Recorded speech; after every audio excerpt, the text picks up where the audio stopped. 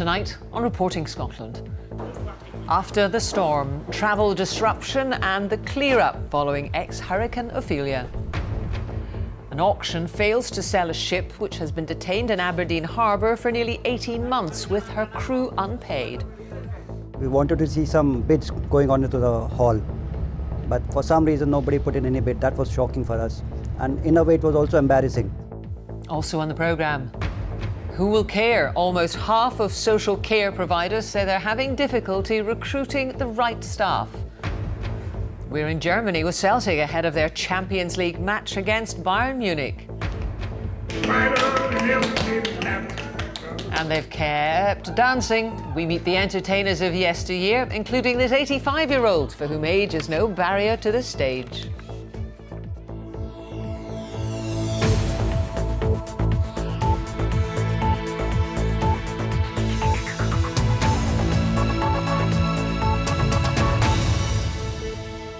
Good evening.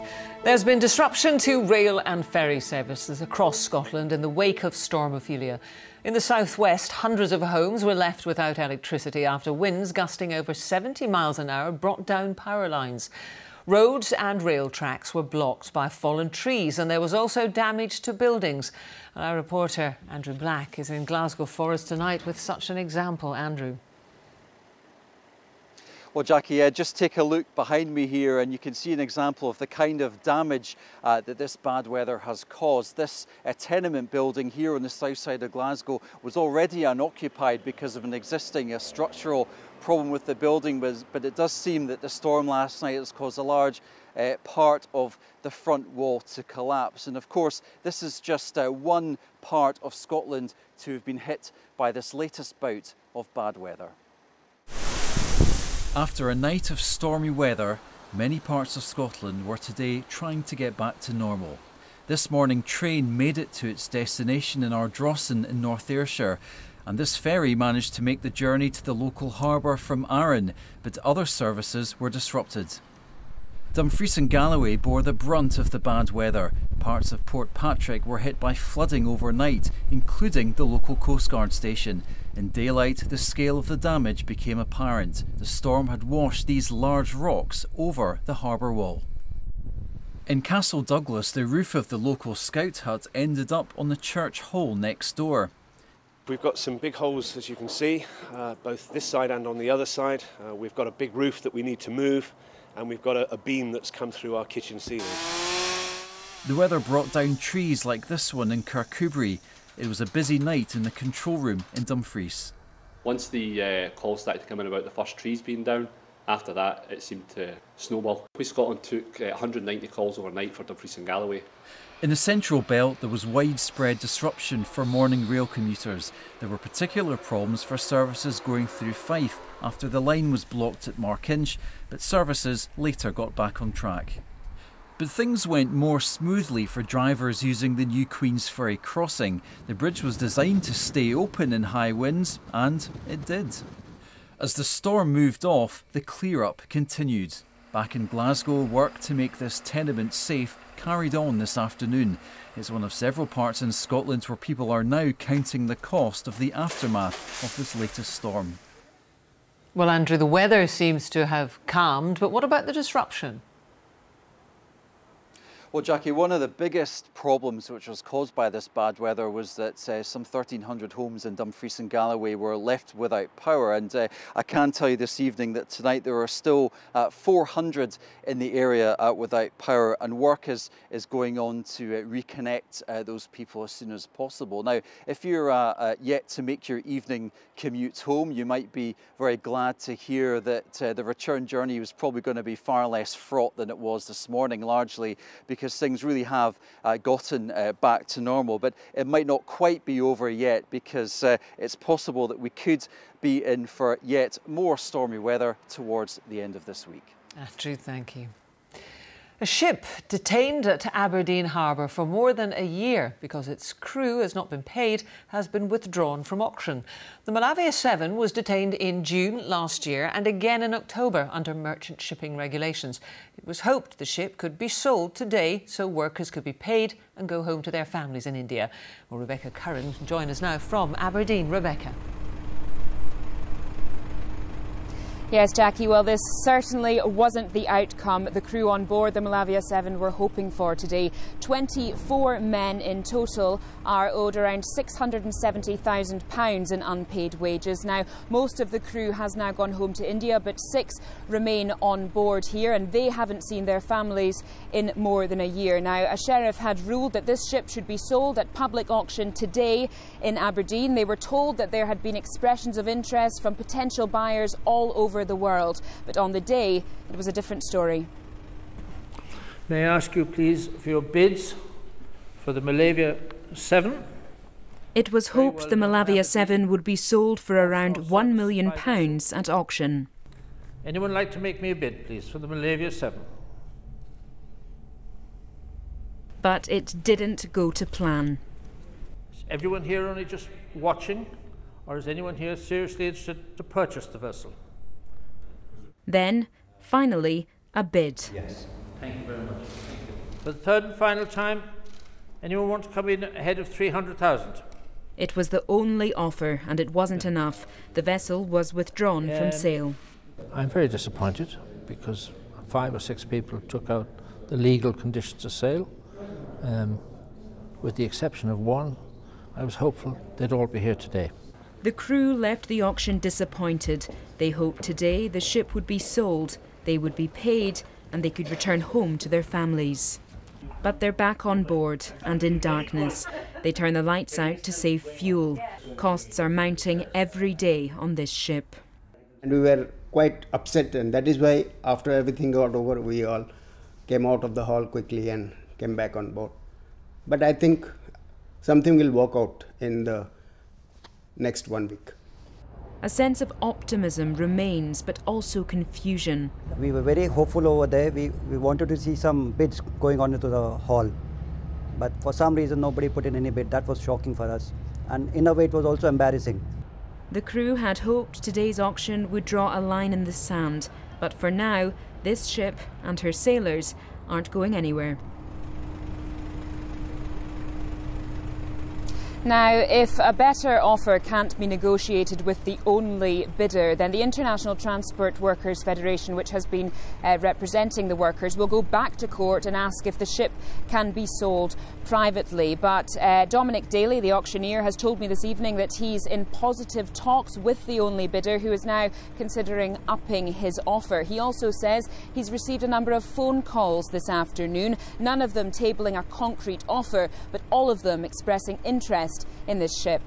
Thank you, Rebecca.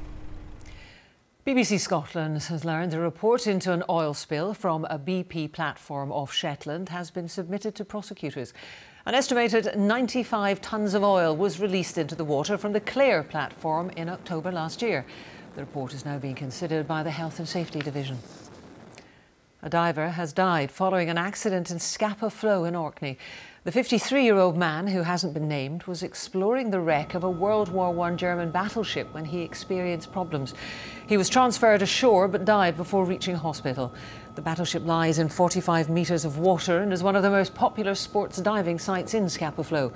It's the second diver fatality in the area in less than a fortnight. The UK government is being urged to pull the plug on controversial plans to cut the number of MPs. The opposition parties have made the joint call as the Boundary Commission publishes its latest proposals, which include reducing the number of Scots MPs by 6. Here's our political correspondent, Andrew Kerr. The pace of politics is speeding up with referendums and elections. But there's one proposal that's plodding on, suggested by the former Prime Minister David Cameron. He wanted to cut the cost of politics by reducing MPs from 650 to 600. That's 6 fewer in Scotland. What are the views on that? It's a big gravy train for a lot of them. They're career politicians. The less is more. I don't think it would make that much difference, no. Let's keep it as it is. No, I think it's a good idea. Hopefully it's not going to affect how the country's actually run though, so... The Boundary Commission has released their latest revised proposals on cutting MPs after their first consultation. In light of that, we've made a number of changes, some of them quite minor, some of them seemingly minor but have had lots of knock-on effects. They now want to hear from you about their latest proposals. They've been fine-tuning these maps. Glasgow still goes from 7 MPs to 6. In the Highlands, there would be 3 massive constituencies, resulting in the SNP's Westminster leader battling with another SNP MP for the seat. In the North East, the Conservatives would also be fighting for seat selection, and after a local campaign, the Commission agreed that Bankery should remain in Deeside. And in the capital, we can see the Edinburgh South seat of Labour's Ian Murray is being redrawn.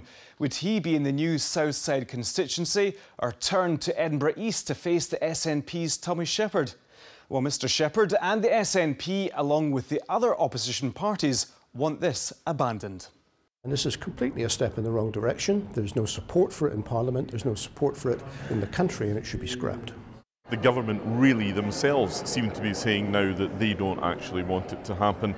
They should pull the plug in this. The SNP are likely to suffer most from the changes, the Conservatives profiting in the UK. Labour are suspicious.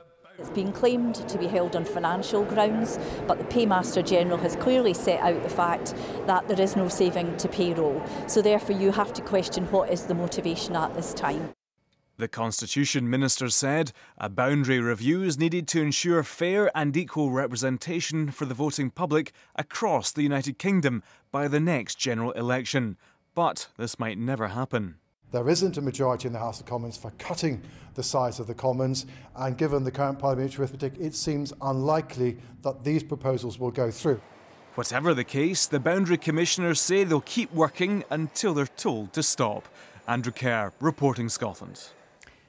An investigation is underway after a woman died in a house fire in Aberdeen. The blaze broke out at a house in Shapinsay Square after 9 o'clock last night.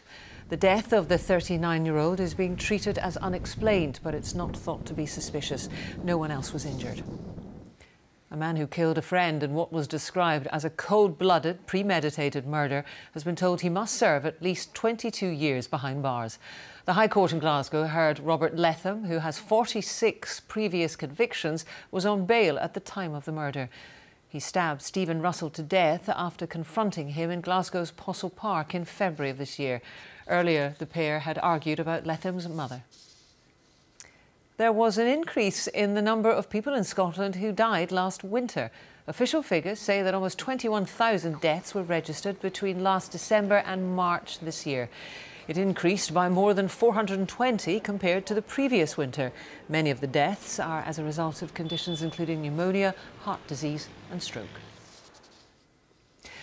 Almost half of providers of social care services, including care homes and support in the community, are facing difficulty recruiting the right staff. A report from the watchdog, the Care Inspectorate, says more than a third of staff vacancies across the sector are unfilled. Well, our social affairs correspondent, Rival Alderson, is here. So, Rival, do we know what has caused this particular problem? Well, it's a very complex situation, Jackie, and this report covers all aspects of social care, from housing support services, care at home, residential care, and indeed children and young people's services. And it was commissioned to try to sort out where the problems were geographically and in which sectors, and how to overcome them, whether there's any good practice that could be employed elsewhere. And we should say at this point that the Care Commission says that 80% of care services in Scotland are rated either good, very good or excellent. But I suppose to answer your question, it's people living longer and also the expansion of childcare services and early learning services, which mean that we need more people in this sector, but the demand isn't being met. Well, one of the biggest things that care services say is that it's hard to find people with the right experience. So it's important that we attract people into care in Scotland that have experience and the right values. So it's not just about getting numbers into jobs, it's about getting the right people into jobs that can really provide good quality care and support to older people, to younger people and to people's relatives and loved ones. Now, we know, Rival, that many of those working in the care sector are EU nationals. Is this part of the problem? Well, the survey was carried out in 2016. The vote to leave the European Union was in the middle of last year. So It's too early to say whether there has been any significant effect. We'll have to wait for the result of the survey next year of the 2,600 or so care establishments in Scotland. But what we'll also have to look at, because we do know, as you say, that there are many EU nationals working in the care sector, we'll have to see whether they think it's worth their while continuing. They'll be worried about what's going to happen, because the pounds that they're sending home, if they're sending money home, has been declining in value with the fall in the pound, and they'll have to decide whether it's worth their while staying and continuing to do this vital work. Riva Alderson, thank you very much. Now, it's 6:45, a reminder of tonight's top story. Parts of Scotland are clearing up after ex-hurricane Ophelia caused travel disruption and damage to buildings. And still to come, their dancing days are far from over. We meet the entertainers from yesteryear who are proving age is no barrier to the stage. The former project director for Edinburgh's trams has told a public inquiry he didn't think the council was 100% behind the project. Matthew Cross says the fact that some councillors didn't want the tram works led to a cautious and risk-averse approach, which contributed to delays. Lisa Summers reports. Matthew Cross managed the trams project for Tye between 2007 and 2008. He described it as a time when there was much uncertainty about its future. A newly elected SNP government wanted to see the trams scrapped, and councillors were nervous and passive. Half of the council, I'm sure, didn't want the tramway, and maybe half the council did want the tramway, and there wasn't universal support. And the sponsor needs to be 100% backing its project management company, and I didn't sense that was ever the case. He described building a tram network in an ancient city as complex and challenging, even more so than something like high-speed rail. In Edinburgh, a decision was made to have one set of contractors design the network and another build it. It added a layer of complexity to contract negotiations, with time all the while slipping away. There was a distinct risk that the project could be closed down. And the good people of Edinburgh, and obviously all the people on the tram team, didn't want the project cancelled. It was fundamentally a good project, and we had to kind of press on with it. Against this backdrop, Matthew Cross went to Germany with the chief executive of Tye to negotiate a crucial deal for the tram's construction to begin. He told the inquiry it was difficult negotiating, but that they believed they could get the contractor to take on much of the risk. They were playing a game, and they carried on playing it, as I understand, from until the deal was signed in May, and they were quite ruthless. Councillors have told the inquiry they believed the deal was a fixed cost one when they later approved it. We know now that this was far from the case. Lisa Summers reporting Scotland, Edinburgh. 3 men have been burned after a corrosive substance was thrown at them. It happened on Saturday night in Cumbernauld after the 3 chased away 2 masked men who'd kicked the door of a flat in the town. One of the 3 remains in hospital with a face injury. With more details, here's Lucy White.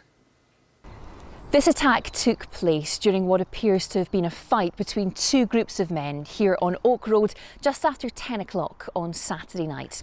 3 men in their 20s were inside a flat when they heard a noise as if the door was being kicked. When they went to investigate, they were met by 2 men dressed in black and with their faces covered. A fight broke out, and when the men from inside the flat chased the other men down the street, they were met by a waiting car with another 2 men inside, and it was there that they were sprayed with a corrosive substance. All 3 of those men suffered burns and they've been treated in hospital. One of the men, who's 21, suffered a facial injury and he's still in hospital receiving treatment. Now, police say they're still analysing the substance, so they can't say for sure if it's acid. Acid's been used as the weapon of choice in many high-profile incidents across the UK recently. Lucy White reporting Scotland, Cumbernauld. Sport now, and Celtic have arrived in Germany ahead of tomorrow night's Champions League match with Bayern Munich. They're aiming to build on their recent win over Anderlecht, but even with some good news on the injury front, this will be a much greater challenge. Alistair Lamont can tell us more. One of European football's great stadiums, home to one of European football's great clubs. Bayern Munich, 5 times European champions, And the man who led them to their most recent success in 2013 is back in charge here. Jupp Heynckes got the call following Carlo Ancelotti's sacking after, by Bayern standards, a faltering start to the season. But Heynckes' fourth spell in charge of Munich got off to an impressive start at the weekend. A 5-0 thumping of Freiburg, a warning, if it were needed, of the firepower Celtic will face tomorrow night. Yeah, it's one of the best teams in world football. You only need to look at the team sheet. You only need to look at the quality of the players. But for us, we understand that, respect that. But our duty for us is to play how we play. It's never always easy when you play against these teams. But for us, that's how we work. So we like to attack, and obviously we like to defend with aggression. Celtic should have a couple of key players available again after injury. Both their captain Scott Brown and his fellow midfielder Stuart Armstrong were part of the travelling party that came to Germany today. Jozo Simunovic, though, the defender, hasn't made it. He is still injured. But personnel aside, there is a sense that this is a stage that will not faze the Celtic squad. The 3-0 win over Anderlecht in Brussels, an illustration of a growing maturity and composure on the European stage. That result means Celtic are already well placed in terms of remaining in Europe after Christmas. Anything beyond that would be an outstanding achievement, as would any type of positive result here in Munich tomorrow. Now, they may be 85, 90 and 94 years young, but 3 dancers who first appeared on the Edinburgh stage when variety theatre was at its height are back dancing again. The women have been sharing their experiences and some steps with some younger dancers as part of a project which celebrates older people. Our arts correspondent Pauline McLean reports. At 85, Doreen thought she'd left her dancing days behind, but she's the youngest of 3 dancers who answered an appeal by choreographer Janice Parker to take part in a new project. This was wonderful, this reincarnation almost of... Reincarnation, that's what I was looking for.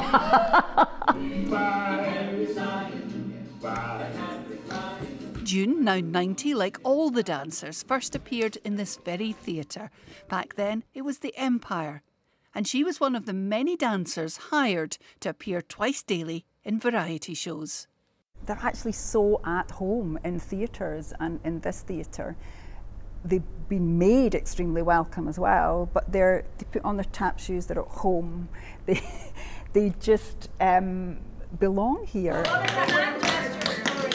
And despite a combined age of 269, she just couldn't stop them dancing. Never ever in a million years did I think that we would be asked to do any dancing or recall memories. We were ready for the bucket. Bring the new ones in. We were ready for them. Not so. The performance, part of the Luminate Festival, is a sellout. A book and short film will follow.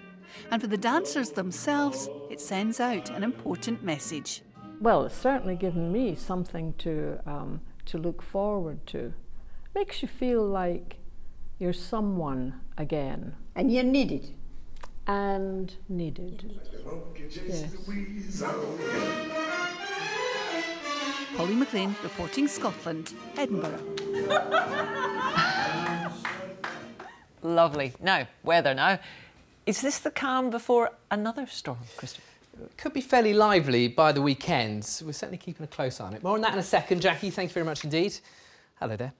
It wasn't too bad today after that really lively spell of weather overnight and this morning. Actually, it was a calming down sort of day. Fairly cloudy, a few spots of rain, but equally some sunshine at times as well. This was the scene in Inverclyde a little earlier this afternoon.